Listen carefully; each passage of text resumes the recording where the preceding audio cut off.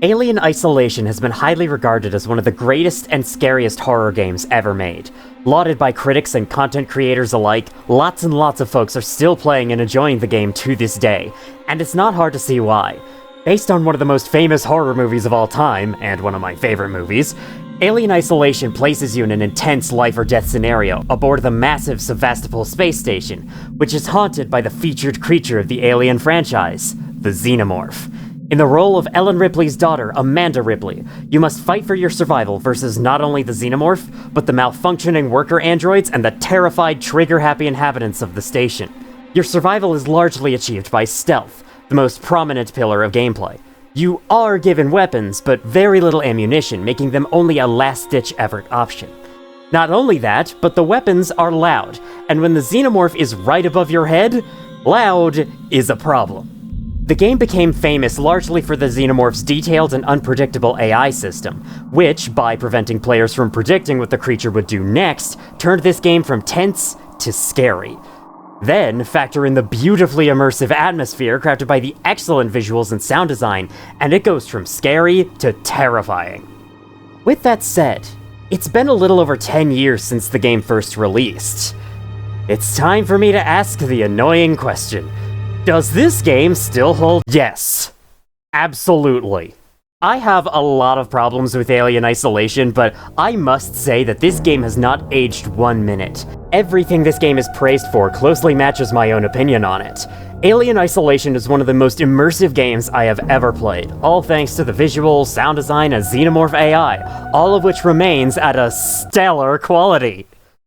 That being said, if I only had 10 hours left to live, and I was given one more chance to play a stealth horror game, there are quite a few games that I would choose over this one. One reason being that I wouldn't be able to finish Alien Isolation in those 10 hours. My main problem with the game is that it is too long. Alien Isolation has an average playtime of around 15 hours on a first playthrough, and for a stealth horror game, that's a really long time. It's basically a scientific fact that horror games get less scary the more you play them, due to our whole fear of the unknown thing. The rate at which the fear level decays differs from game to game and from person to person, but every horror game will get less scary over time, no matter how good it is. When you start playing Alien Isolation, it's terrifying because you don't know anything about the game, the plot, or the enemies. But after you spend 13 hours of gameplay figuring it all out, the remaining 2 hours of the game will be nowhere near as engaging as the beginning was, unless the game introduces meaningful new challenges that scare you all over again. Unfortunately, Alien Isolation doesn't do that. While the last 4 missions of the game have their good moments, I find them to be a lot more boring and irritating than scary or fun, which is only exacerbated by the plot. In addition to being unfulfilling and downright cheap at times, it's topped off by one of the worst endings to a game I have ever seen. I genuinely think that if I stopped playing the game after the Reactor purge and never came back, I'd have a more satisfying experience than if I had continued. That all said, there's a ton more to like about Alien Isolation than there is to dislike, so of course I would 100% recommend playing this game if you're a horror fan, or especially an Alien fan. But if you, for some reason, asked me for my exact recommendations on whether or not to see this game all the way through to the end, I might just tell you no. It's not worth it. Now, allow me to explain myself before you accuse me of defending IGN. This is Ripley, last survivor of the Nostromo, signing off.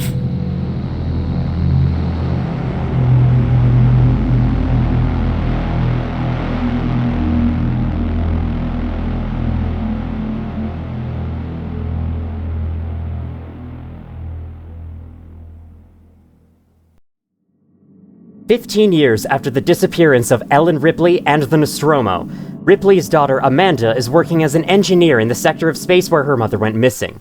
Ripley, I'm Samuels. I work for the company.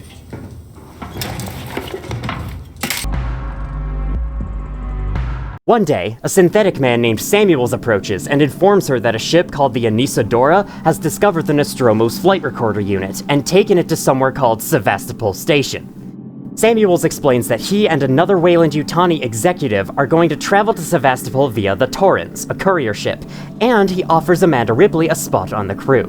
With a new chance to finally discover her mother's whereabouts, she accepts.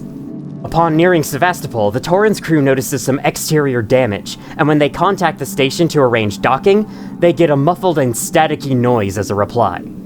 With no other ideas, the Torrens' Captain Verlaine sends Ripley, Samuels, and the company's executive, Taylor, over to the station via EVA. Everything goes great, right up until the explosion. Doing good, Taylor. The chaos causes Ripley to be separated from the others, and her communications stop working. She now has no choice but to enter Sevastopol and find help. Doing so, she quickly discovers the current state of Sevastopol. Shitty.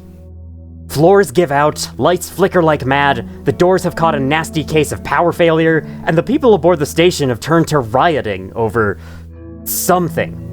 Well, you see, Sevastopol is currently being decommissioned. Okay, but if that's all that's happening, would people be dead?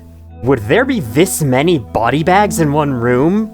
Would anyone greet you like this? Stay still. This guy is Axel, and after Ripley graciously offers him a place on the Torrens in exchange for helping her contact the Torrens, he starts to lead her to the station's communications area. On the way, Axel mentions a killer aboard the station. Not a person, but some creature. And it's this creature that's scaring everyone out of their wits to the point that they turn on each other. Without elaborating any further, Axel and Ripley now have a group of the aforementioned scared and trigger-happy people in their way. After the first stealth section of the game, Ripley and Axel sneak past the group. Almost. Behind you. Axel shoots his attacker dead, making a lot of noise in the process. And unfortunately for him, that noise drew unwanted attention.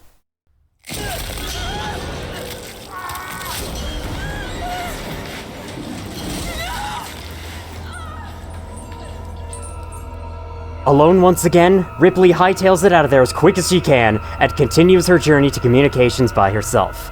On the way, she finds the Nostromo's flight recorder. What? No! God damn it! Okay. Well, that's nice. 90 minutes into the game, and already our main objective is a dud. Suddenly, alarms start blaring, and the security shutters close in this area. Why? For padding, but also because, well...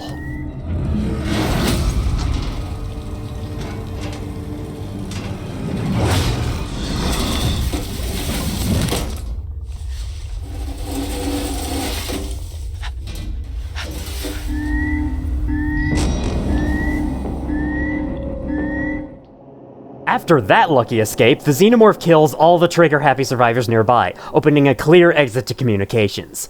Down here, Ripley meets her new best friend, the motion tracker. She attempts to get into the comms control area, but the working Joes down here claim the area is restricted for some reason, so they won't let her in. Of course, Ripley finds a way around. The working Joes may not like it, but they're just robots. What could they possibly do?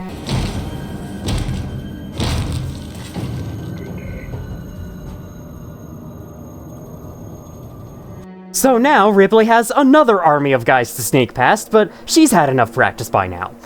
Ripley discovers that all outside communications to and from the station are being prohibited for some reason. There goes contacting the Torrens! Internal communications are open, so she redirects her focus there, eventually hearing Samuels' voice on one of the terminals.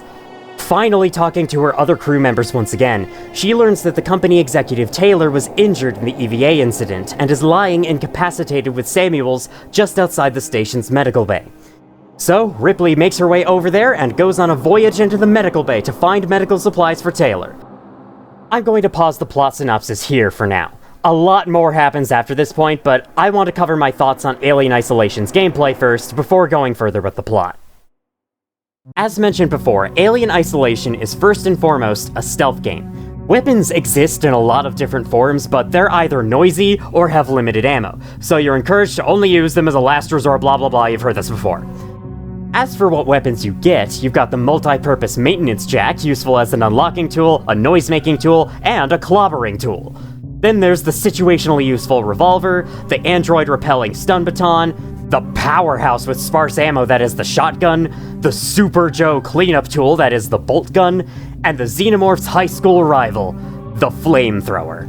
Then there's all the throwable items, like the flares, which are useful for distracting enemies on the ground without drawing the Xenomorph out from the vents.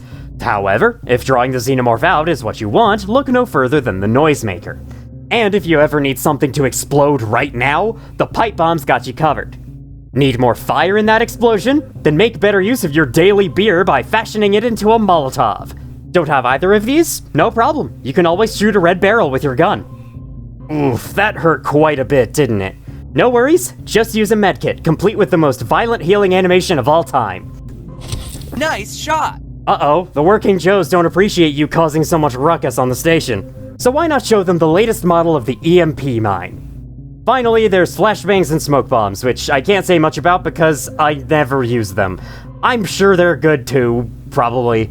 On top of weapons and throwables, you'll also require a flashlight with limited batteries, a security access tuner for hacking terminals and locked doors, the magnificent, marvelous, and majestic motion tracker, and a gas torch for opening locked doors and vents. Eventually, at the start of the game, you'll have about none of these items, but as you navigate the halls of Sevastopol, the game will slowly give them out one at a time, and then before you know it, you have a miniature armory strapped to your back. This creates a great sense of slowly unlocking access to the whole station to coincide with your ever-growing knowledge of and skill with the game's mechanics. This type of progression is always a favorite of mine, and Alien Isolation does it really well. Some of the upgrades might seem redundant, like the gas torch and its plasma and ion upgrades, or the security access tuner having a level 2 and 3 upgrade. Why would these need to exist in a game this linear? Well, the main story might be linear, but Alien Isolation does let you backtrack to other areas, as long as you can access the appropriate elevator or transit car. A lot of the areas in Sevastopol will have locked doors that need a later upgrade to open, and once you progress the main story far enough to have those upgrades, you can backtrack to the lock and open it, revealing a new room in the station. I never bother with this unless I'm really curious, since the most unique thing you'll find in these rooms is a log or an ID tag, neither of which are worth the time in my opinion, unless you're going for achievements. Otherwise, those rooms are filled with the same crafting materials you can find everywhere else on the station, so unlocking these rooms isn't very rewarding.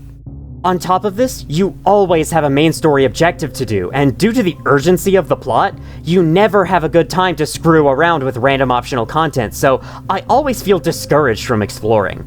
That said, this isn't a knock against the game, since it's clear that exploration isn't emphasized, it's just an option. Going back to the major items, I do have one problem with the placement of two of the main weapons, the revolver and the stun baton.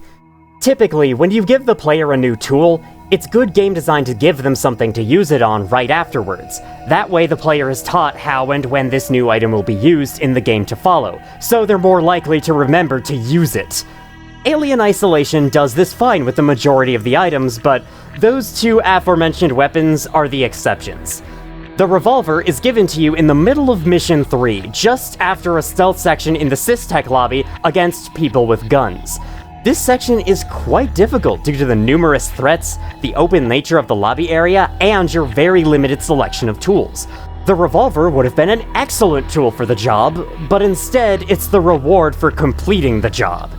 I can forgive this, since they want to emphasize stealth as the way of getting past threats. But my main problem is that once you get the gun, you have nothing to use it on. Right after you get it, the alien appears and then kills all the people in the lobby for you. Even if it didn't kill them, using the gun remains a bad idea because the alien's around now. You don't want it to hear you.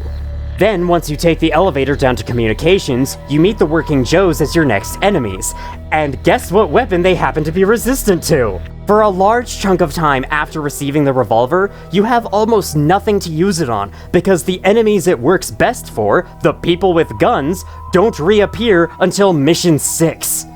Speaking of Mission 6, this is where you find the stun baton. As mentioned before, the stun baton is the key to a working Joe's heart. which allows you to destroy it. Since the stun baton is their main weakness, you'd think it would be given in a level where working Joes are prevalent. There's quite a lot of those types of levels throughout the game, after all. But no, the stun baton is found stuck in this random door at the beginning of Mission 6, and then you have nothing to use it on for the next 45 minutes. Stun batoning the people with guns would be a redundant waste of charges, and the Xenomorph? Forget it. You'd have more luck throwing a rubber duck at its head. There is one working Joe toward the end of the mission, on the opposite end of where you actually got the thing. Because both of these weapons don't present any of their use cases after their acquisition, it can be easy to forget you have them at all. Though, to be fair, most of the people I watched play this did remember the stun baton at least, but I'm sure there's someone out there who would have been helped by a little showcase of what the stun baton is for. And they could have let us use the revolver anywhere in the first half of the game without it always being a bad idea. I do realize this is a giant nitpick, but what can I say? I like nitpicking, and you should try it sometime. After you're done watching this video, just take a moment and pick all the nits out of your life. Like that one behind your ear, you should get that. Final comment before we move on. The same issue almost applies to the throwables, since you retrieve them through these blueprints that you find in the most random places, but the issue is avoided by the fact that every throwable minus the EMP mine is near universally applicable to any situation. Okay, so clearly Alien Isolation doesn't like guns, which makes sense since Creative Assembly isn't American. So then, how's the stealth? Well, here's a crazy new take for you. It's good. The three main enemies you'll be evading during your stay at Sevastopol are all very distinct, allowing there to be a variety of challenges from level to level. The levels themselves are open and somewhat complex, giving you many choices for how to pass through the areas and offering lots of hiding spaces should you ever need them. Sometimes the areas bottleneck you through a certain space with no alternatives, or have an obviously correct choice for how to progress safely, but most of the time the levels give you the freedom to take on a challenge from any angle, and sometimes they even provide a reward for exploring away from the yellow brick road, like this part where you can open a door to let a working Joe kill the army of Seeks and security guys in your way. The only possible problem with the stealth is the camera's perspective. Many stealth games use a third-person camera that frames each area in such a way that you can see every enemy clearly, which is not something afforded to you in a first-person game such as this. However, Alien Isolation grants you a solution: the motion tracker. I'll admit, before playing the game myself, I felt like the motion tracker was a tad too powerful. Being able to see every enemy's position for basically free felt like it could take away some of the horror of not knowing exactly where the threats are, which is one aspect of stealth horror games that makes them as scary as they are to me. But after finally playing the game for myself, I found that the motion tracker wasn't entirely as reliable as I assumed. There are plenty of downsides for using it.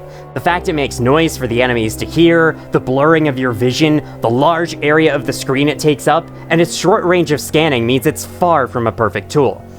Despite the mountain of useful information the motion tracker usually displays, in some situations, your eyes and ears are more reliable.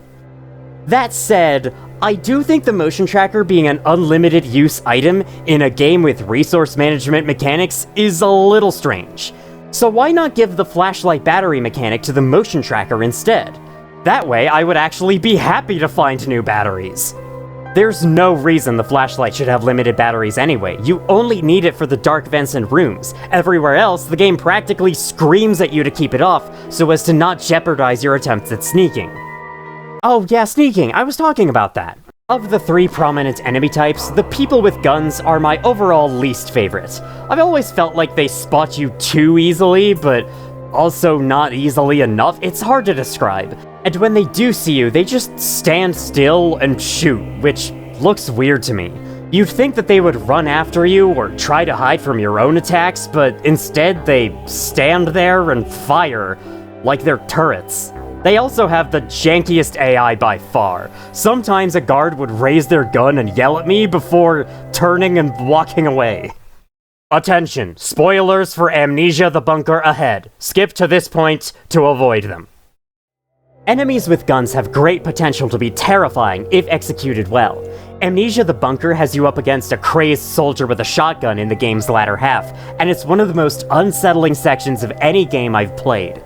Atmosphere plays a huge role in making this moment as intense as it is. The thick fog, the shambling ghostly figures, the soldier's dark ramblings as he skulks around shooting rats and doors for fun, and you have to get past him in order to get the detonator handle.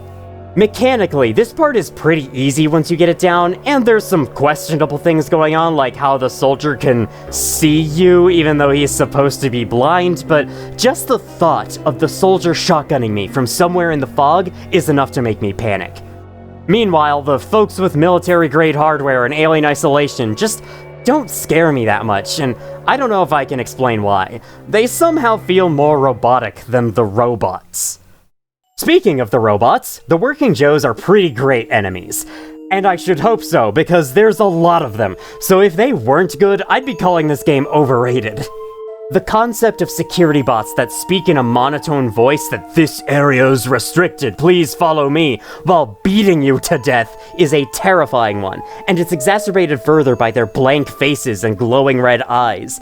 Even the nice ones are creepy, and the game knows it. Our synthetics are built, not created. I would expect nothing else from the company whose CEO is Slenderman. The Joes look like the result of Slenderman's failed attempts at giving himself a face. Anyway, the Working Joes' high damage and resistance to most of your standard weapons make them a force to be reckoned with, especially in groups. They do get less scary as the game goes and you start seeing them more, and more, and more, and more. They're a little overused. Plus, they practically fall apart at the sight of the stun baton, EMP mines, or the shotgun, and once you know this, they start to feel like cannon fodder. But as soon as this happens, you then enter Mission 13, have your main guns taken away, and are sent to greet the Super Joe. These guys wear suits that protect them from the stun baton and EMP mines. They also have a lot more health, and they're British. Then why you doing it? In exchange, they're all clumsy and twisted their ankles, walking a lot slower as a result, but since they're usually backed up by at least 43 friends, and they're almost always encountered in small hallways that give few options to move around them, they're still a menace. That is, until you find the bolt gun, which lets you go on a Super Joe deep cleaning. Even then, you still have to aim properly and reload as soon as you can. Waste your bolt gun ammo, and you might have a problem on your face in the shape of a large bruise. Overall, the Working Joes are fun to sneak past, they're fun to run from, and they're fun to bully. Why are you hitting yourself? Stop hitting yourself! And then, we have the titular Alien, and its specific system that shares an acronym with the game's name. I can't say anything new about its AI that hasn't already been said. Suffice it to say, this is the most organic feeling AI for a horror game monster I have ever seen. The animations, the sound effects, the sheer randomness in its behavior. We've seen lots and lots of horror game enemies work like this since Alien Isolation, including one which I think surpasses the Alien in terms of pure horror, but nothing can beat the level of presentation that the Xenomorph has in this game. Alien Isolation was already one of the most immersive games out there, but with this AI included, it's still one of the most immersive games out there. If I had any quibbles with the Xenomorph, I wish it didn't so obviously follow you around from area to area. I know it's somewhat plot important that the alien is following you at one point in the story, and that not having the alien around would make the game less exciting, but still, having the alien frick off sometimes would have been nice. I also think there's a smidge of unfairness in how the alien can sometimes see me right after killing or chasing other human NPCs. Right here, the alien kills this guy while I'm hidden under this bed. There is an opening in the top of the bed, but not only is the alien somewhat far away from me, it isn't even facing me. And yet, right after it finishes the guy off, it screams and charges over to the bed to kill me as if it knew I was there the whole time. I didn't make any noise, and the alien didn't see me go under the bed. Unless I was somehow in its vision range and it could see me through that opening, there is no way it could have known I was there without walking closer first. I had a similar moment here where the alien rushes to kill me instead of the other person sprinting directly in front of it, but this one wasn't as egregious and probably was my fault. There's also a clear deviation in how the alien is portrayed in this game compared to the original movie. In Alien, the Xenomorph was a much more quiet threat, hiding away in the vents and only attacking the Nostromo crew when they were vulnerable. You also never got a clear view of the Xenomorph in the movie, which made things all the more frightening. In Alien Isolation, the Xenomorph is stomping around, snarling, sprinting after its prey, hanging out in center stage like it owns the place. And frankly, it does. I don't mind this at all, since it was probably necessary to make the game work the way the developers wanted it to, but I can see how this would alienate some fans of the movie. So yeah, when the only real criticism I have is that maybe the alien follows you a little too much, I think we have a very good enemy here. I've played lots of stealth horror games over the past few years, and even with all that experience under my belt that I don't wear, the Xenomorph in this game is still a terrifying threat. And it will remain so just as long as it doesn't persist too much. Oh, right. With that, I've just about covered most of the base gameplay elements of Alien Isolation. Aside from the rewire boxes, I guess, yeah, those exist. Moving on. To get more into specific levels as well as my complaints with the game, let me resume the plot synopsis where we left off. So Taylor is injured, and we have to search the medical bay to find a trauma kit in order to heal her. Little does Ripley know that she's about to go on a whole 3-mission-long adventure in the process of getting it, featuring this lovely prick. How do we get there? Do I look like I'm in any fit state? Yes? What doesn't help Ripley is that this is the point of the game where the Xenomorph becomes a persistent threat. Before, it would only exit the vents if you stuck around in one area for too long, or it would make a cameo appearance like towards the end of Mission 4, but once you see this scene here, the alien will now stick around for good. Missions 5 and 6 are my two favorites in the game. The Xenomorph practically rules over this hospital, but fortunately you're given plenty of rooms, routes, and hiding spots to choose from as you evade it. Eventually, you locate the trauma kit next to a dead patient named Catherine Foster. According to this video log you find in Dr. Lingard's office, Foster was rushed on board the station with a parasite attached, and it planted something inside her. Well, she won't need this anymore. Now to get back out. San Cristobal has been locked down tight for some unknown reason, meaning you have to activate the hospital's evacuation procedures to open your exit. Unfortunately, you'll have to take this matter up with Joe from engineering. Not to be confused with Joe from accounting, Joe from customer service, and Joe from law enforcement. So you politely request to activate the evac system, and then you make your escape.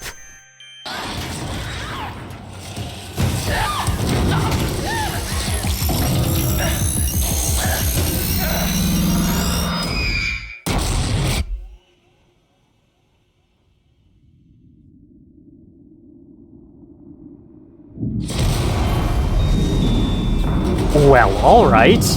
Someone must have been growing some doom shrooms. Unfortunately, this explosion means that the regular exit is inaccessible, and we need to take an alternative route out.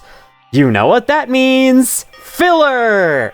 Mission 7 involves you fixing an elevator to get out of Seegson Synthetics, and it's probably the most unremarkable mission in the game. There's a group of people you can take out with one noisemaker, a friendly android who leads you to the warehouse with the exact part you need to fix the elevator, an upgrade to the security access tuner, some Monsters Inc. stuff going on up here, and otherwise, not much going on. If you're bored, you can always use an exploit to confuse the alien. Just run over here and open the vent, and the alien will be so stunned at your ability to open vents that it runs away. Shoot, I left the oven on! That's about the most fun you can have here. Otherwise, you fix the— oh shit, I'm sorry, I didn't mean to insult your game! Alright, we're finally back to the Psymed Tower tram station.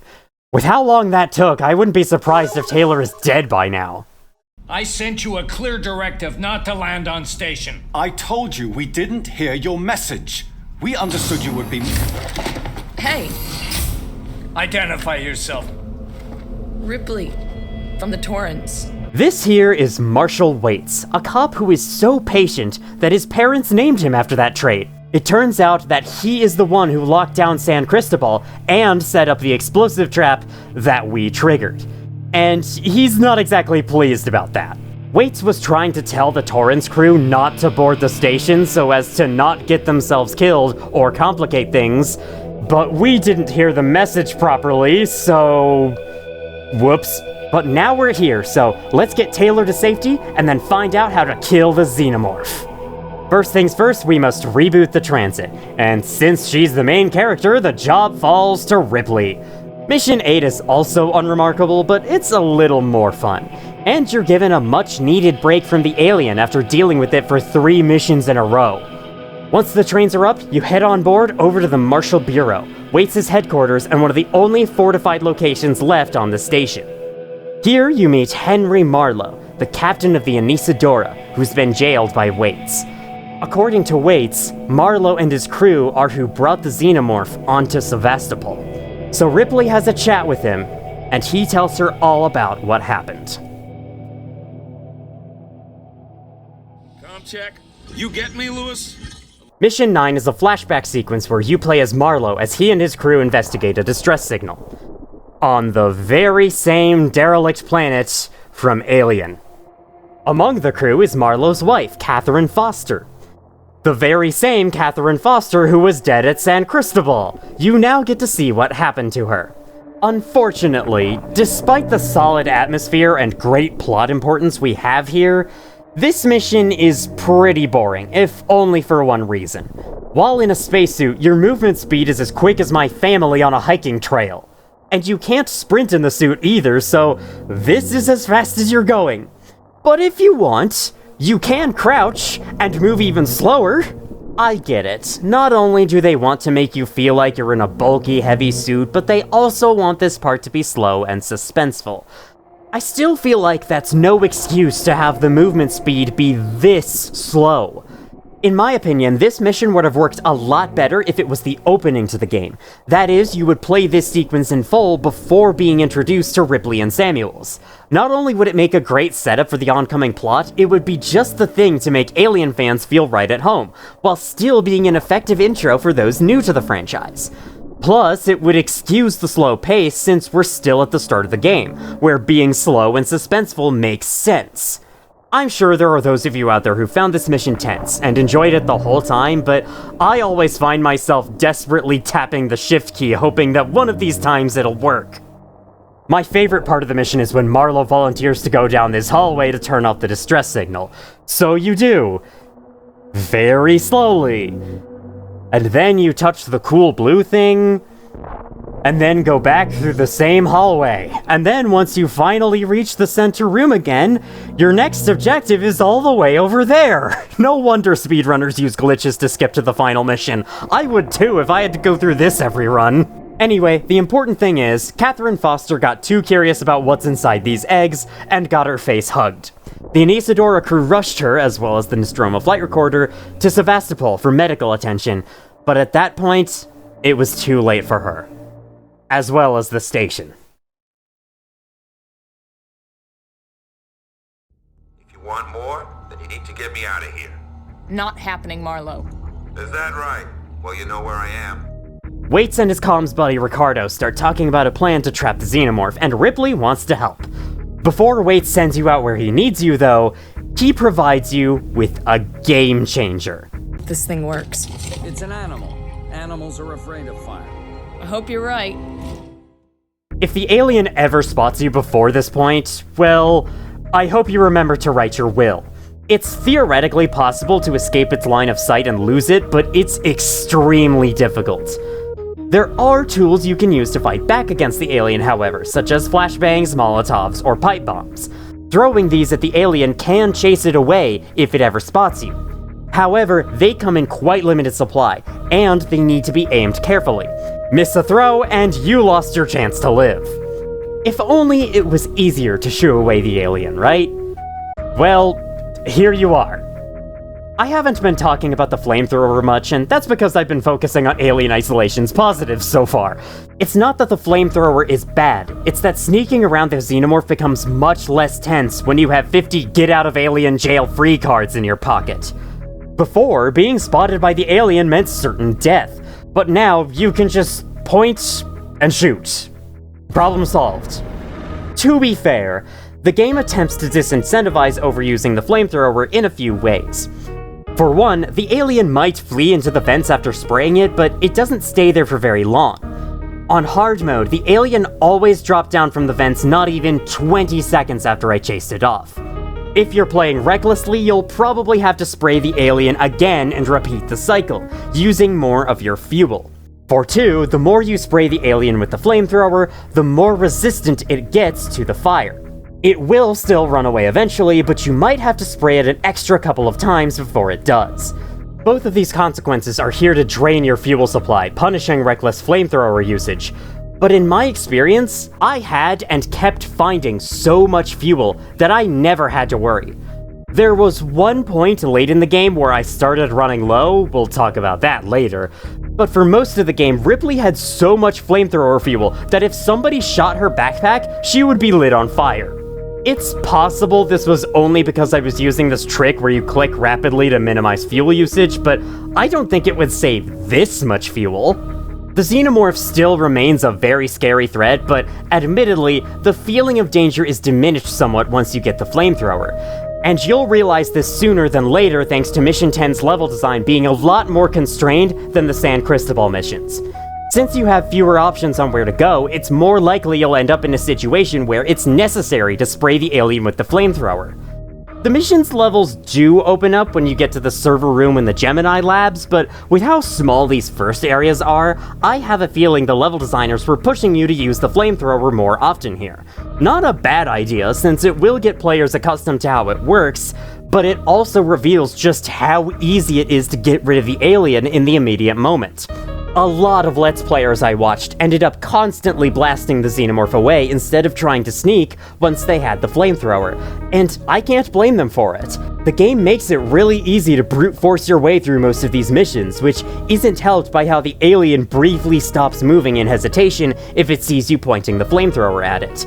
It's a great detail, but it also makes the alien an easier target. Sure, if the alien's too close, it can run right through the fire and kill you, but most of the time it smacks you to the ground, taking a chunk of life before running off anyway. Then you just use a medkit, and then craft 3 more, because you have way too many crafting materials, and suddenly it's like it never happened. All in all, I think the flamethrower might be a bit too overpowered. At the very least, the amount of fuel you get should have been lowered, so it doesn't feel like you're packing too much heat in this stealth horror game. Now, where were we? Oh right, trapping the Xenomorph. On the way to the first area, there's actually a weird little side quest objective near the SysTech lobby. Go into this room and you'll bear witness to someone booting up Dark Souls 3. Once you regain your vision, you'll see that the game was too much for Sevastopol's computers, as now everything is on fire, and the working Joe that was trying to play the game takes his anger out on you. Then you turn on the sprinklers and move on. If you just ignore that room, you never have to do that objective. It's completely optional. I kinda like this, and I wish the game had more of these side quests in it. Anyway, since the alien seems so keen on following Ripley around, Waits and Ricardo have you lure it into this server room to lock it inside. Though the plan fails because now Ripley's trapped inside.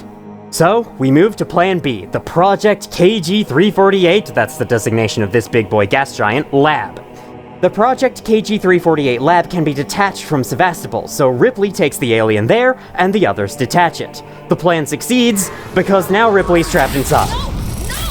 Don't fucking do this to me! I guess Waits isn't as patient as his name made it sound. This part is awesome. You're trapped in this tiny lab with the alien sent hurtling through space, getting further and further away from Sevastopol. You have to wait for the airlock to repressurize and wonder what the hell you're going to do when it does. Even though this is far from the end of the game, this part feels almost final boss-ish. Especially since you know that if nothing else, the plan at least worked. The Xenomorph is gone from Sevastopol. Once the airlock is ready, Ripley dons a suit, miraculously flies back to Sevastopol, and stumbles into an airlock. Marshal Waits receives a stern talking to, and then it's revealed that things have only gotten worse. The central AI of the station, Apollo, has raised the hazard containment alert to Omega. And now every working Joe on the station is going out of their way to kill everyone they see. And the terrified survivors of the station don't trust you any more than they did before. While Waits works on finding out what's happening, you have to navigate through the worst level design in the game. Side tangent time. I think the level design in Alien Isolation takes a small dip in quality after you receive the motion tracker, all thanks to the fact that the tracker points towards your objective using this little blip. All the levels before Mission 4 are straightforward and easy to progress through, thanks to the level design subtly guiding you to where you need to go. Even if there are obstacles, there's always alternatives that make themselves known through lighting, placement of set pieces, etc. But once you have the motion tracker, the levels no longer need to guide you, because the motion tracker does that now. Just look at the comms control area.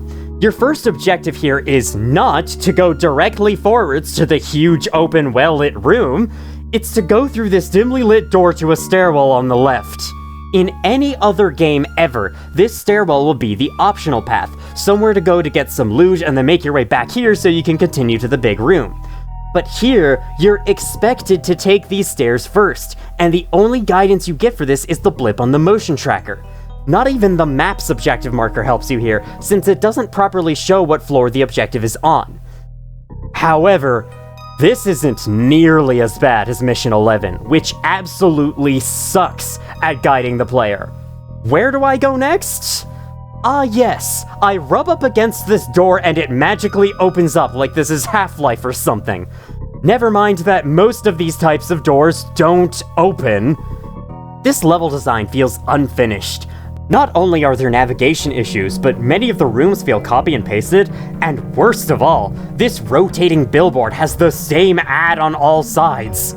This is a place where both the players and the developers are relying too hard on the motion tracker for guidance, which should be the job of the level design. I guess machines really are taking jobs after all. Getting to the back door of the Marshal Bureau, you hear over the radio that working Joes have gotten inside, and then the radio cuts out. That's not good. Not just because Waits and the others are probably dead, but because now we have to play through more padding. So we find a vent and get into the bureau that way, and it's exactly as we feared. Waits has died. Same with the other nameless survivors. Samuels, Marlowe, and Taylor have vanished, with their statuses unknown, and Ricardo is the only person left in the bureau. Samuels was sent off to Seegson Synthetics by Waits earlier to get Apollo to lift the lockdown, and Ripley, having no other leads on what's going on, decides to go after him. I hope you like killing working Joes, because that's mostly what you have to look forward to here. Good news is that the start of Mission 11 gives you the shotgun, and a well-aimed headshot on the Joes can take them out very quickly. And with no alien around, you don't have to worry about sound anymore. Who's gonna stop you? The neighbors' noise complaints? Mission 12 takes you through working Joe hell. Not only for you, but for them. There's dead Joes piled everywhere, and you help add to them. This is a nitpick, but I think it's stupid that you can't attack working Joes that are deactivated. You can whack at them and shoot them all you like, but your weapons magically pass through them unless they're active and chasing you. In the synthetic showroom area, you aren't allowed to hit or destroy any of these display models in the room because the game has to have its cool scripted moment where they all wake up at the same time. No outside the box thinking for you. You must let the game do what it wants, or else.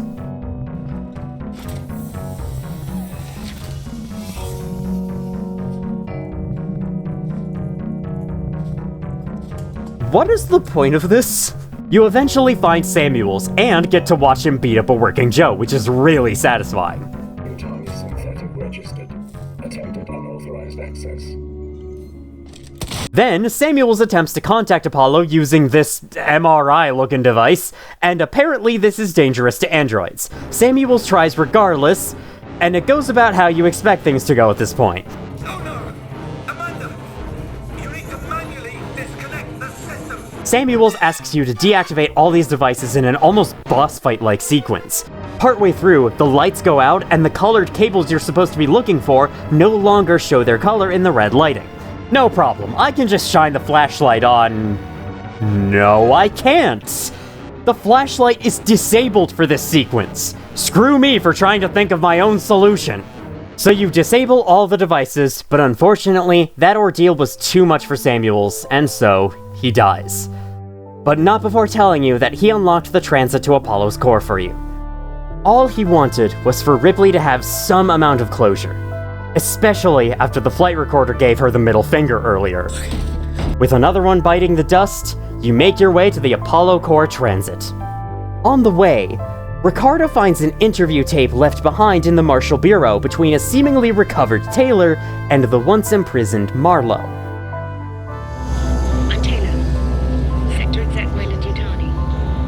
Oh, the big guns now, huh? Not some girl with abandonment issues? Leave Ripley out of this. She's just looking for closure. I'm looking after Wayland Yutani interests. And I'm looking to get out of this fucking cell. Maybe we can do a deal. Maybe. This is being recorded. You understand? I saw. Red lights on. I want data. The location of the planetoid where you found the derelict. All data you have on the origin of that organism. I can give you that. And a way off this station. You just have to let me out. I can probably agree to those terms. What the fuck? Taylor! Taylor, get me out of this cell right now! Get me out! Ominous. But we'll worry about that later. For now, we have a train to catch.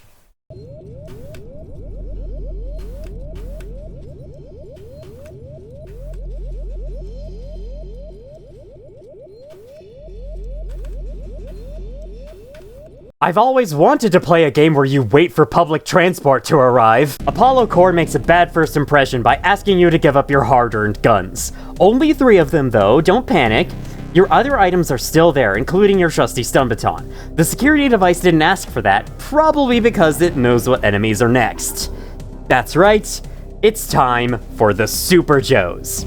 With your guns taken and your stunning devices now useless, you need to sneak past the Super Joes to get into Apollo Core, and it's a really fun mission. The level design is claustrophobic while still giving you many options to move around, and running around to brute force the objectives is ill-advised because of just how many Joes there are down here.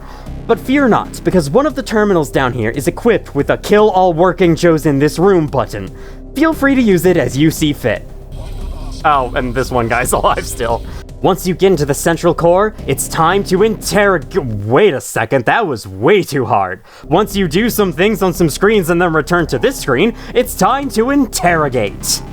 Apollo fesses up and reveals that the lockdown is enforced by a special order from Wayland Yutani, the very company Ripley works for. They wish to protect the Xenomorph so they can collect it for their own purposes. And they don't care if they have to kill Sevastopol's entire population to accomplish that. In other words, it's Aliens plot again, just on a larger scale. I'm surprised a working Joe doesn't show up and say, "There is an explanation for this, you know." Ripley tries to tell Apollo to lift the special order and the lockdown, because the Xenomorph has been kicked off the station. But Apollo refuses, on the account that the station's reactor scans are unverified. We may have taken care of the one Xenomorph, but there's a possibility that it wasn't truly alone. Ripley decides to confirm this and starts heading down to the reactor. Mission 14 rules. It's a huge journey down to Sevastopol's reactor that starts with an engaging stealth mission, even though you're up against more working Joes. At least you finally get the bolt gun here, so the Super Joes are toast. After a weird winch puzzle, the 50th device invalid door you've seen so far, and the most anticlimactic reintroduction possible of 2 of your weapons, you finally make it to the station's reactor. And it's awesome. Creative Assembly did a wonderful job at conveying how tremendously big Sevastopol's reactor would have to be. It feels like the setting to the final level, and if you ask me, it should have been. You've got a whole army of Super Joes to blast through down here, and now we're at the point where I really have to say, the working Joes are way overused in this game, especially for this whole chunk of the plot. Missions 11, 12, 13, and now 14 all feature working Joes as the main enemy. Remember when these guys were actually scary? Mission 13 tried to make them scary again by introducing Super Joes and taking away most of your combat options, But then Mission 14 undoes all of that with the bolt gun. While I think it's kind of cool that this enemy you used to be afraid of turns into something you can easily overpower as the game progresses, Alien Isolation seemingly expects you to be afraid of them no matter where in the game you are. Why else would they play loud, scary music when one awakens in Mission 12, or take you through areas like the synthetic showroom?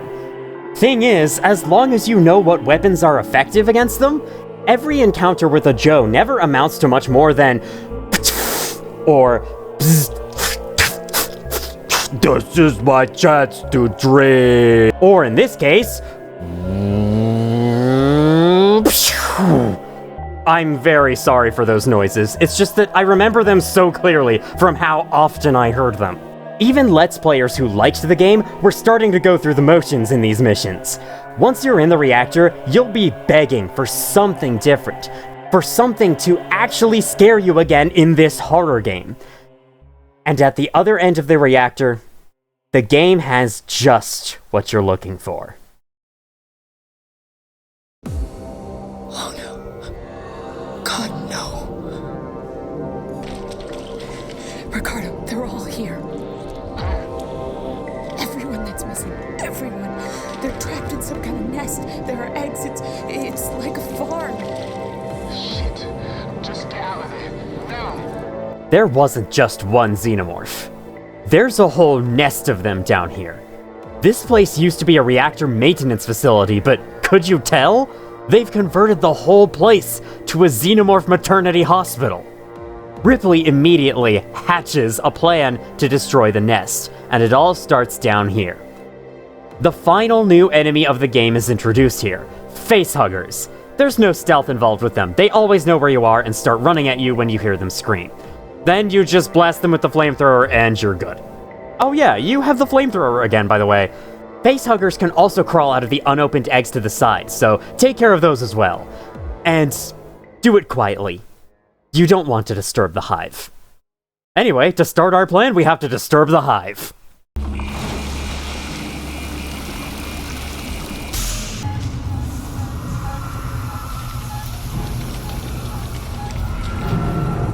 The Xenomorphs have now returned, and what an entrance! Not only is your motion tracker harder to read with all the dots everywhere, but there's actually 2 aliens hunting you now.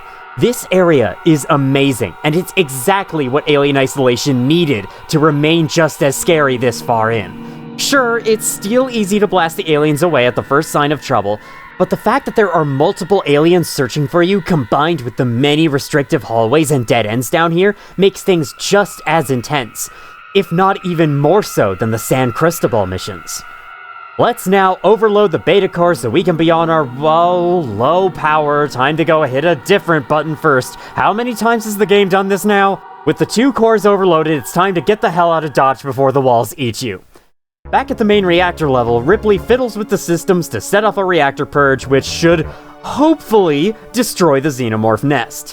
While she's at it, she takes care of the working Joe infestation. Alright, every screen has now been messed with, and the reactor sounds like it's yelling in pain. So I think we're good to get up to the control room and set off that purge.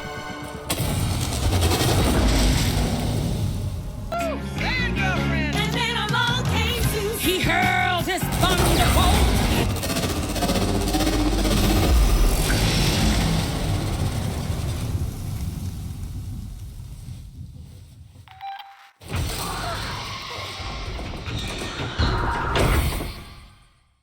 Well, the nest was destroyed, but the Xenomorphs were not. Whoops. And if that wasn't bad enough, get this. The reactor isn't the only thing you purge in this scene. You also purge the game's quality. Okay. It's not that the game is garbage tier beyond this point, but this is the moment when Alien Isolation turns into a drag for me. Mission 14 was a fantastic experience, but the 4 missions remaining beyond it are repetitive, unsatisfying, and dragged out for way too long. The reactor purge may have been unsuccessful in destroying the Xenomorphs, but it did reset all sorts of systems across Sevastopol, including communications. which means external communications were temporarily unblocked. Unfortunately, Ripley and Ricardo are unable to make it to comms before Apollo revives and blocks them again. But it seems like someone else was able to make it there, as now the Anesidora, the ship belonging to Marlowe and his crew, is approaching the station. Believing that Marlowe is up to something and has Taylor in on it, Ripley goes back into San Cristobal to fly an ambulance shuttle to the Anesidora. But oh no, this keypad on the door to the shuttle needs a level 3 security access tuner to hack. Where can we possibly find an upgrade? Okay, anyway, you get into the driver's seat. Oh yeah, make sure the alien is gone first. So you get into the driver's seat and infiltrate the Anesidora. I kind of like this part, but it's obvious there isn't going to be any danger here aside from maybe Marlowe himself. So this long dark build-up sequence isn't quite as effective as it's trying to be. Whoa, what the fuck? Why is there a facehugger here? Just to keep the player awake, I guess? After turning on the power to the Anesidora, something you are very skilled at doing by now, Marlowe comes over the ship's speakers with a plan. Taylor is also with him, albeit involuntarily. Marlowe claims that the Xenomorph cannot be beaten, that the moment any humans come into contact with it, they've lost. There's only one thing you can do versus the Xenomorph, and Marlowe presents Ripley with an example of that. From a familiar voice. Added report. Personal message. This is for my daughter. Hi, Amanda. We found an alien creature. It was very dangerous, and the only way we could stop it was to destroy the ship. I'm okay. I'm stuck on this lifeboat, long way out. But we had to destroy the ship. We had to destroy the Nostromo. Don't worry about me. I'm sure I'll see you very soon. I love you, sweetheart. This might be my favorite moment in the story. Amanda Ripley finally gets to hear her mother's voice after their flight recorder refused her earlier. Oh my God.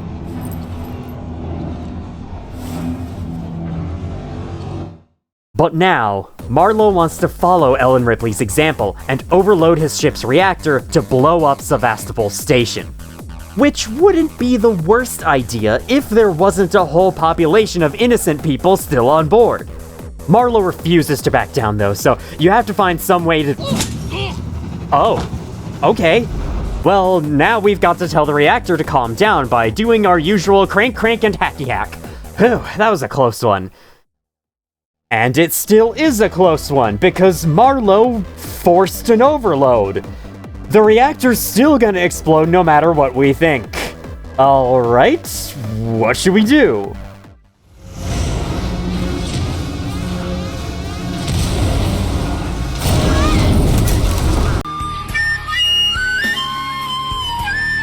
What kind of death scene was that?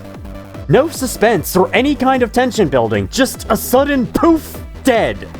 And it comes after almost 10 seconds of awkward silence. You're not even given any time to process what just happened before the game goes, "Escape! Escape now!" This death feels so contrived to me. It's like they wanted to kill off Taylor somehow, but couldn't decide how she should die before running out of development time, so they shrugged and said, let a random explosion do it. It's especially annoying considering that earlier in the game, we went through hell and back just to find her medicine, and then the next time we see her, she gets killed just like that. At least the escape is good. Easy and non-threatening, but still good. Ripley takes the ambulance shuttle back to Sevastopol, docking it down in communications where Ricardo is. Ricardo then gives unfortunate news. Though the Anesidora's explosion did not destroy the station, it will destroy the station because the orbital stabilizers were taken out. Soon, Sevastopol will fall out of orbit into the gas giant. The only way to escape the station anymore is the Torrens, which is the only ship available for light years. Ricardo sends you into communications to find some way to contact the Torrens. Unfortunately, Seeks and Security has the same idea, so now it's time for another level of Trigger Happy Havoc. I like this part a fair bit. I especially like how you can release a Super Joe to kill every security guard if you find and use this terminal. This kind of diversion or alternate route-ish thing that stealth missions usually provide is sorely missing from the rest of the game. Usually your only choice is to make noise in this one area and hope the enemies hear it, so I'm glad they give you this option to unleash hell on these enemies without them noticing you. Eventually, you get back into comms control and sneak past these enemies extremely easily because your objective is in the opposite direction from where they are. You use the screens in this observatory room to find the Torrens' coordinates, and then you have to do an EVA to manually lock the communications dish onto the Torrens so you can talk to it directly. Or however this system works. And this EVA is my least favorite part of Alien Isolation.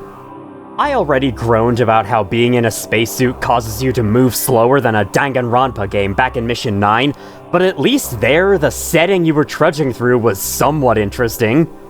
Here, the background looks kinda cool, but that's about it for positives. There's no engagement to be had here whatsoever. You just walk, and walk, and walk, and ride a lift, and walk, up to the dish controls. Oops, the controls are locked! Gotta go hit the unlock switches first! Now you walk, and walk some more, until you get to a room. Then you pull a lever, then another lever, then another lever, until finally, you pull another lever. Then you make the arduous hike back to the controls. And of course, turning the knob to get the numbers you need takes forever too. This whole part is a gigantic waste of time. You're not doing anything interesting, there's nothing to explore, the visuals are fine but get boring after 3 minutes, and the only threat present is your brain starting to produce melatonin. Would it have killed them to let you sprint or even jog? I'm fine with moving slowly if there's a good reason for it, like there is with all the stealth missions in the rest of the game. Moving slowly is a necessity there because then you're not making any noise. Out here, there is no valid reason why we should be forced to go so slow that we'd be beaten in a race against this guy. This section also highlights an overall issue with Alien Isolation, and that is that every single objective amounts to go here and hit this button, pull this lever, open this terminal and use the utility file, or reach this elevator, take this transit car, or use security access tuner or other device on this door, terminal, screen in the wall. If the game's feeling spicy, it'll have you find a passcode on a terminal log and put that code into a door to open it. If the game's feeling really spicy, it'll have you find a passcode on a terminal log and put that code into a storage locker with a key card inside, and then have you put the key card into a door to open it. If the game's feeling so spicy that it prematurely scares off the Xenomorph, it'll have you enter a passcode on a terminal. And that passcode is always found on the same terminal you're meant to put it in! 12 out of 10 gameplay. This on its own isn't a big deal as long as the game doesn't try to stretch itself to 15 hours. Oh, right. If the game were shorter, the simple objectives wouldn't be as noticeable since we'd be too busy being scared of the alien to care. But now, the game has gone on so long that the alien is actually starting to become predictable, and consequently, the game's fear factor is losing steam, and the stealth gameplay is beginning to grow stale. All that's left is doing the objectives, and then it becomes obvious just how one-note they all are. That's not the only problem with the objectives, though. Way too many of them follow the format of, whoops, you need to put the power in the device. Get to the communications terminal, you can't use it, find a different one. Get to this door, it's locked, find another way in. Get to this hackable thing, you can't hack it, find a way to decrease the difficulty. Get to this device, not enough power, find a way to restore it. Get to this door, it's locked. Activate the hospital's evacuation procedures to open it.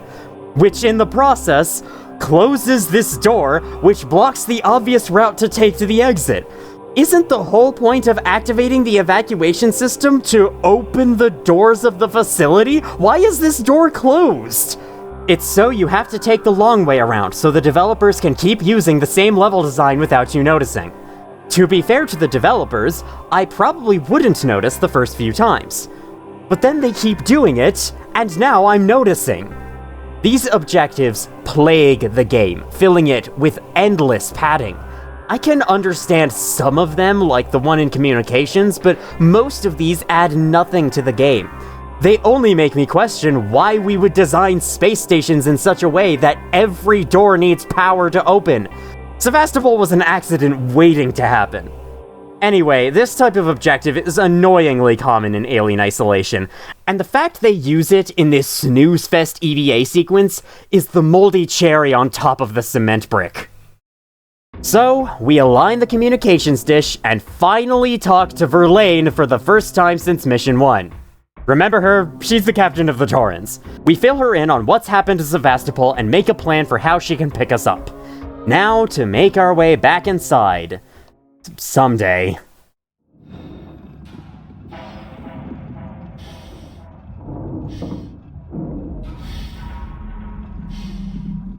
Okay, that's actually really cool. Finally, the sequence did something interesting. You may notice around now that Ricardo is talking a lot quieter than he used to be. I have no idea what it means exactly, but maybe it has something to do with... Ricardo? Ricardo, do you copy? Ricardo, come in. Ricardo? Oh, God. Ricardo. Oh, no. You're kidding me. Just like with Taylor, I think Ricardo's death is stupid and contrived, or at the very least poorly presented.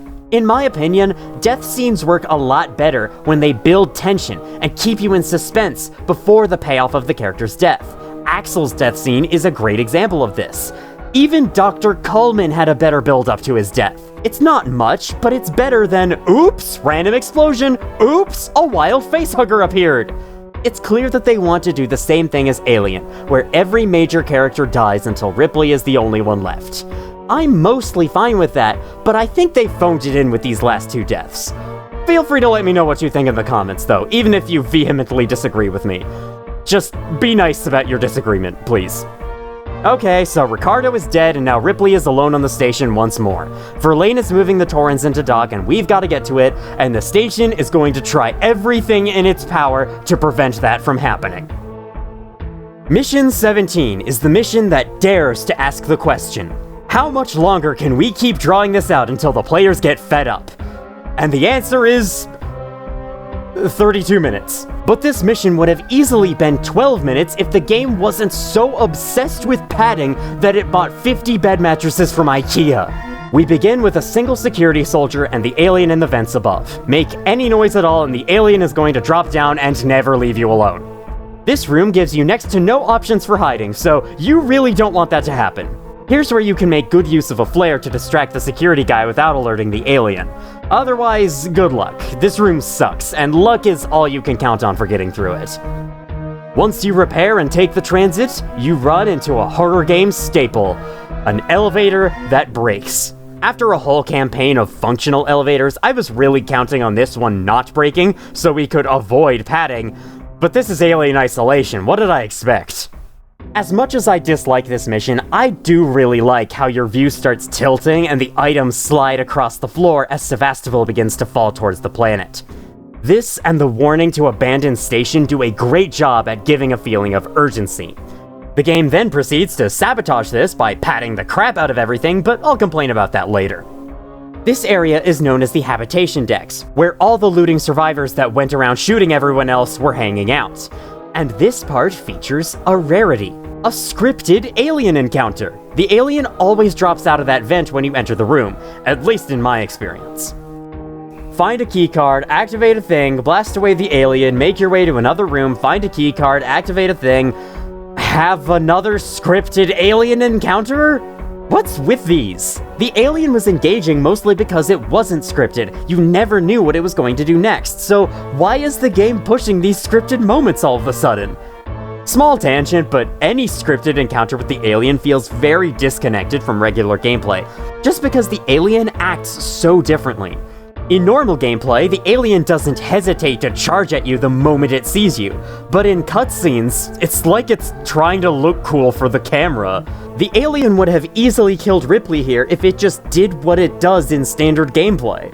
This minor difference in behavior makes these scripted moments stand out to me all the more, but whatever. We unlocked this door, so now we can pull this lever and shut down the power in the area, forcing us to backtrack to the generator. Why? In the comments section of Alien Isolation's music, I saw a couple of comments that praised this moment. I just have to ask, how? What fun is there in going through the same rooms you just went through a second time? They're not even trying to hide the pile of mattress pads that is their level design anymore. I get what they want to do here. They want you to feel like you're struggling to stay alive versus the alien, and you're only barely scraping by. This is the part where I actually started running low on flamethrower fuel, and I think it's completely intentional that this happens. I would like this concept a lot more if we were traveling through more unique level designs instead of the same one twice over. If I can give this section anything, the music that starts after you reboot the generator is perhaps the best in the whole game.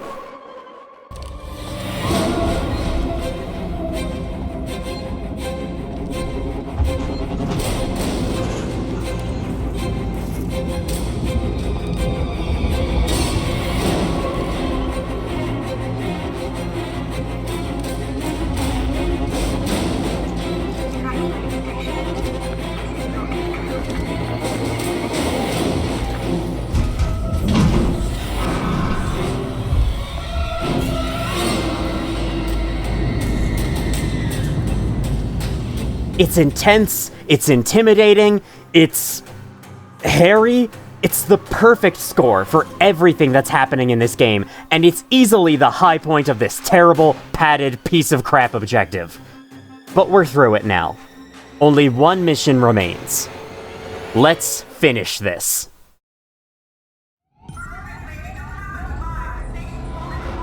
Yeah, what do you think I've been trying to do since I boarded the station? The final mission begins, and isn't this just comms control but on fire? Whatever, we have to power more things to get the docking umbilical up and running, so Verlaine has somewhere to park. Just watch out for this Joe by the terminal that's playing dead. After everything's done, we walk up the stairs, and of course, the umbilical isn't here. So now we have to do some other process that involves another EVA. And guess who's here to stop you?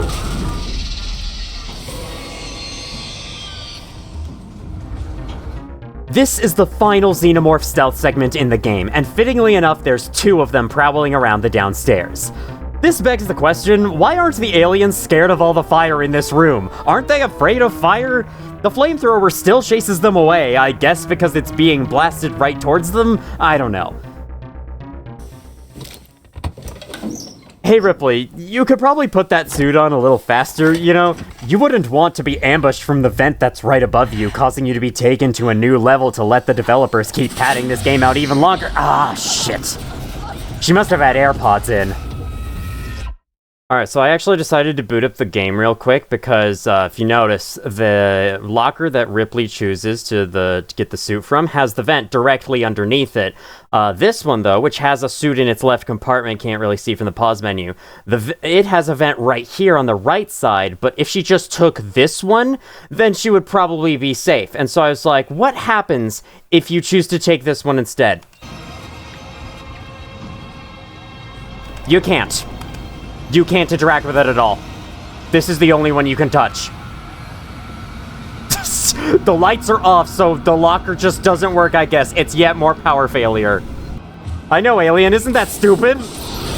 Okay, so Ripley just got from a ceiling vent. Anywhere else in the game, this is a death, but here, God gives her a second chance, I guess. The Xenomorphs must have been really rushing on this one. So now you have to escape from the alien's new nest. Was this really worth including in the game? Sure, without this part, Mission 18 would be over in 10 minutes, but personally, I'd be okay with that. All you do here is fight tons and tons of facehuggers, and what a thrill that is. And sometimes you get shoved around by them because this game is flawless. Either you kill them instantly, or they kill you instantly. They're just not interesting enough to make this part fun. Oh, hi guys. I just escaped your nest, but it seems that you've caught me. Or did you? How do these Xenomorphs not notice Ripley? This one was staring right at her, but then I guess remembered it's his turn to clean the dishes? From here, this segment becomes a montage of Sevastopol trying desperately to kill Ripley and never managing to succeed a single time. These moments are pretty cool, but they would have worked better in a mid-game residue processing type level. It's a shame they ended up being stuck here at the very end to add more bloat to this already bloated game.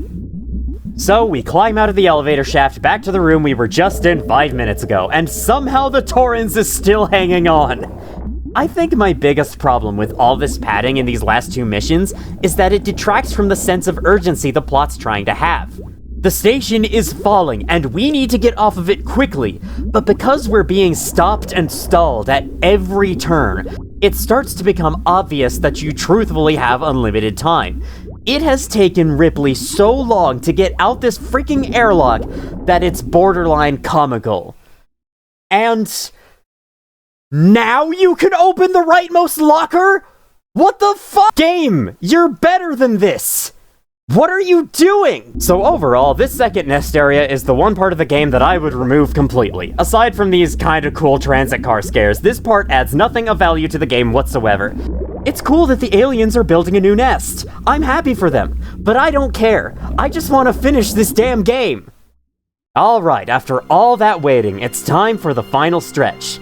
Another EVA segment. Yay! Thankfully, this one is nowhere near as long, and you get to ride this platform to experience what moving is like. Release a keycard, put it in, release a keycard, put it in, and notice that you're being watched. The Xenomorphs have followed you out here, yet they seem content to just sit there and watch. Fine with me, let's see if we can put on a good show for them.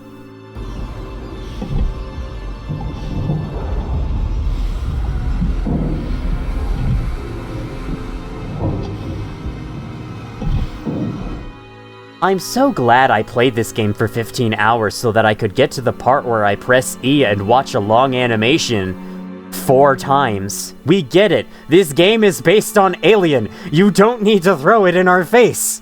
After having your back turned to the aliens for over a minute, you somehow aren't dead. But all the cylinders are moved now, so it's time to act. Watch a cutscene of Ripley doing the rest of the process and then delaying the final press of this button for no reason. The Xenomorphs decide that they should probably be doing something, but they're too late. Ripley hits that button, and the clamps are released. What is this process again?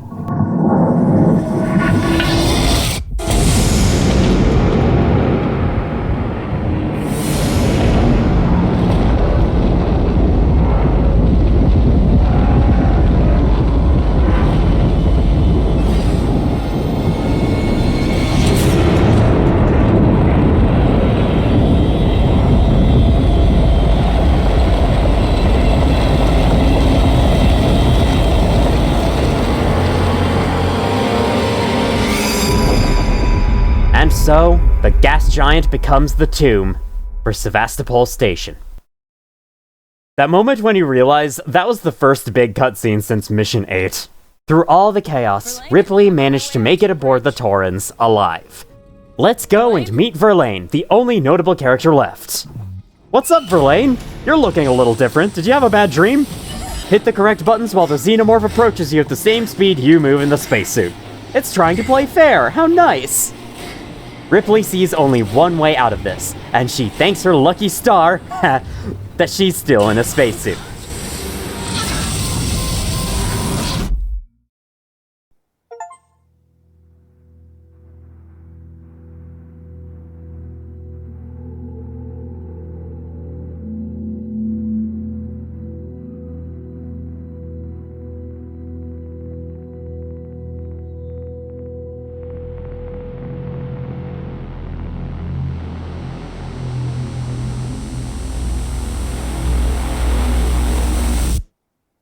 What you just saw was the entire ending to this game. You spend 15 hours playing through this whole campaign, only to be greeted with a 26-second cutscene of Ripley floating through space as the ending. I did not edit any of that scene. That's actually what it's like in the game. I hope you liked it, because I didn't. I can't believe that there exists a video game ending that surpasses a Soulsborne game in being an anticlimax. Even Five Nights at Freddy's' still image of a paycheck is more satisfying than this. It gets worse when you realize how little you did in the plot of this game. Throughout the whole runtime, you never actually accomplished anything. Everything always went wrong, all the way until the end. Alright, we found the flight recorder. The files are corrupted. Alright, we trapped the Xenomorph. Ricardo had to undo everything to let Ripley out. Okay, now we trapped the Xenomorph for real and kicked it off the station. The working Joes are all hostile now. We saved Samuels from the evil MRI machine. Never mind. We found the Xenomorph nest and destroyed it with a reactor purge. The Xenomorphs escaped. We stopped Marlowe from blowing up the station with his ship's reactor. The reactor blew up anyway. We contacted the Torrens and set up a docking to get ourselves and Ricardo out of here. Ricardo got killed by a random facehugger. We got to the airlock so we can head outside and get to the Torrens. No, we didn't. We got to the airlock again and actually made it this time. A Xenomorph got on board the Torrens and seemingly killed Verlaine. To be fair, Alien was the same way. The Nostromo crew never accomplished anything, and all of them died except for Ellen Ripley. And although Ripley barely managed to destroy the Nostromo and kill the Xenomorph, now she's stranded in the middle of space. Nothing really gets resolved here either, but I'm more okay with it because it's a movie. You're just watching a plot happen, and you have no control over how it goes. In Alien Isolation, you play a direct part in the plot. You put in the effort to save yourself and all your buddies by playing through these missions and staying alive. You do this for 15 hours, only for all your plans to fail, everyone to die from some random contrived bullshit, and the only resolution you get lasts 26 seconds. If I spend 15 hours on a game and I never end up doing anything successfully in its plot, aside from, yay, I made it to the next elevator, I feel like I had my time wasted. This could have been helped if the ending had anything of actual substance to it, like if Ripley had any final dialogue, or if the camera turned to show whatever's shining a light on her, or even if the scene was 26 seconds longer. The way it just cheaply cuts to black at the exact moment something interesting is about to happen is the most aggravating part of this ending. The ending to Alien may be similarly hopeless and desolate, but it was a lot more conclusive, mainly due to Ellen Ripley's final speech. A speech so iconic that Alien Isolation uses it as the intro to the game. It would have been perfect to let Amanda Ripley have her own final speech, even if she just said something like, "I'm dead, there's no way I lived through this, bye." That would still be a better ending than what we got. I don't want to speculate too much on Alien Isolation's development process, since I have no idea how it went. But I have a feeling the game's development started to get bumpy in the latter half, as this ending feels like it was cobbled together in the last 2 days before release.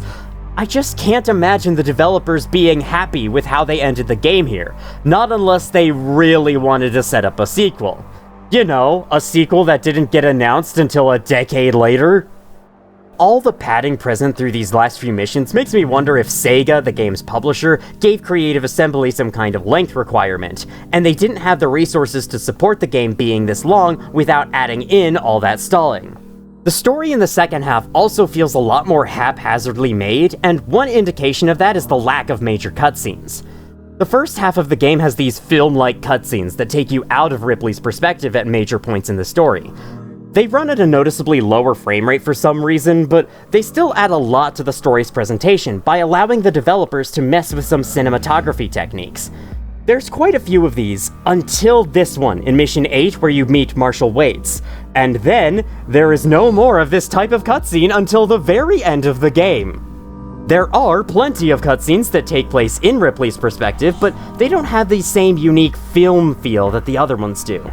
This, combined with Taylor and Ricardo's out-of-the-blue deaths and the botched ending, have me assuming that the plot in the latter half of the game didn't get a lot of time to bake before the game was released, but again, this is all just speculation. No matter the reason though, this ending is still a huge problem for me. In my opinion, a game's finale is one of the most important parts to get right, because the finale will leave a lasting impression of the game on the player. And ideally, that lasting impression is a good one. If you ask me, Alien Isolation borked its finale, and consequently, it leaves me with a bad lasting impression of the game whenever I finish it. Which is a shame, because it makes me nearly forget about all the good parts of the game. It goes right alongside Half-Life in that way. The game has a fantastic beginning section, but the end is so bad that I end up hating the game once I'm done. While I don't think Alien Isolation's final levels are nearly as bad as Half-Life's, and not even that bad on the whole, they're still nowhere near as fun as the rest of the game, and so once I reach the end, I feel frustrated, and I'm only glad that it's over with. But I'm done now. You've listened to me whine about this game for how long now? It's time to wrap up. I want to make it clear that I really like this game, and it's one of my top favorite horror games of all time. The visuals are beautiful, the performance is top-notch, the atmosphere is effectively foreboding and fits right into the Alien franchise. The stealth gameplay is intense, thrilling, and features one of, if not the best horror game monster AI I've ever seen. This game has not aged one day. All of its great aspects are still just as great, and all of its bad aspects are still just as bad. I've been really critical of this game, because that's just how I am with games I love. The more I like a game, the more the game's faults become harder and harder to ignore, and the more I criticize them. Here, I'll briefly go through my criticisms of some of my other favorite games, just to be fair.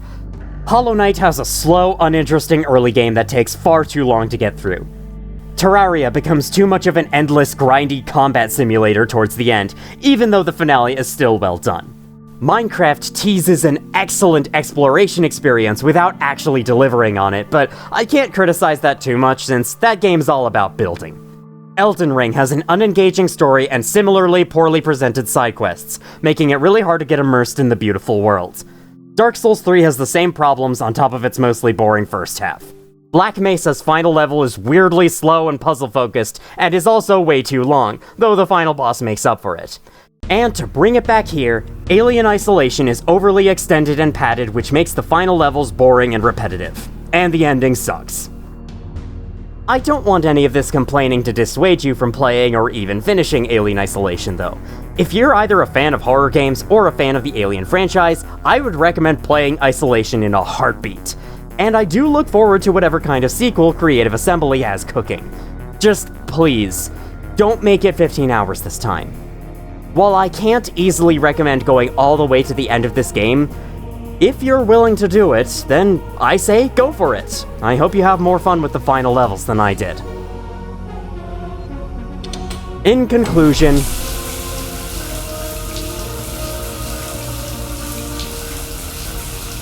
7.8 out of 10, too much water.